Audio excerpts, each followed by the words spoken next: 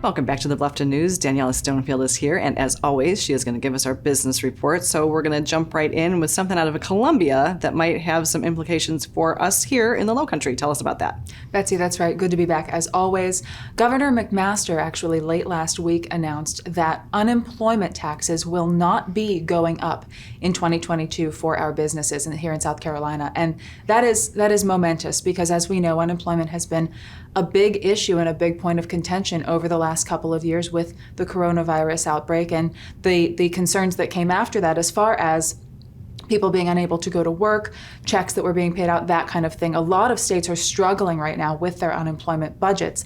But South Carolina, as Governor McMaster announced later last week, is actually in a really good position where that particular piece of finance is concerned. We were prepared, according to him, after 2007, 2008. He said, we learned a lot of lessons during that time as to how to prepare for really the unthinkable. And so as a state, we are in a pretty good position there. And as a result, not only are those taxes not going to be going up in 2022, but we may actually see a slight reduction. And of course, this has a direct benefit on the pocketbooks of all of our local businesses here as well, being in South Carolina as we move forward and get out of what we've been dealing with in the last couple of years. Yeah, well, that is definitely good news. Mm-hmm. So that's nice. Always like to have good news. So it's getting a little bit colder, and it was really rainy recently. So what's going to happen, do you think, as we move into this next season?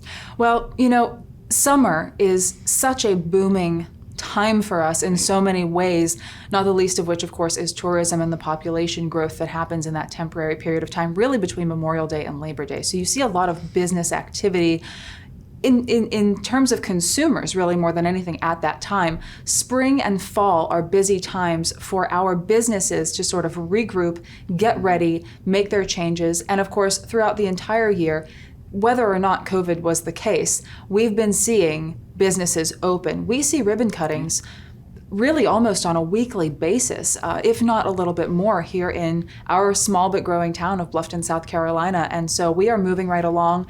And as of this week, we have 2 more businesses that I'm aware of that will be cutting their ribbons, and probably more under the radar. But we have seen a ton of business growth in this area. This region, as we know, is continuing to grow and strengthen and prosper.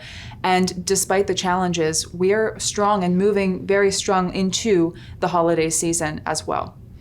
Well, and that's always great to hear. And so with all these people in business and coming into business in our area, are there some events happening coming up that they should know about so they can get networking with other people? Yes, indeed. Well, of course, given the seasonal changes, holidays, things like that, and of course, here in the Lowcountry, we don't like the cold, myself included. And so some of those events start to wind down a little bit this time of year, as it does also happen in the middle of summer. But there is one coming up. It's actually the Bluffton Chamber's Young Professionals, which is a fantastic group for young professionals, whether you are young in age or young in profession, to get together with fellow local professionals in the area.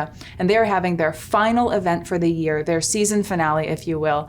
That'll be next Wednesday at the Hayward House starting at 5:30. So I want to put a big pin on that. And also the Hilton Head Bluffton Chamber of Commerce, they will be holding a business event that will be sort of a brainstorming session, and that will be on December 8th. So we don't have details on that yet, but mark your calendars, December 8th for our local businesses, and be sure to be there. Well, Daniella, as always, it's great information, and thank you for keeping us in the know. My pleasure.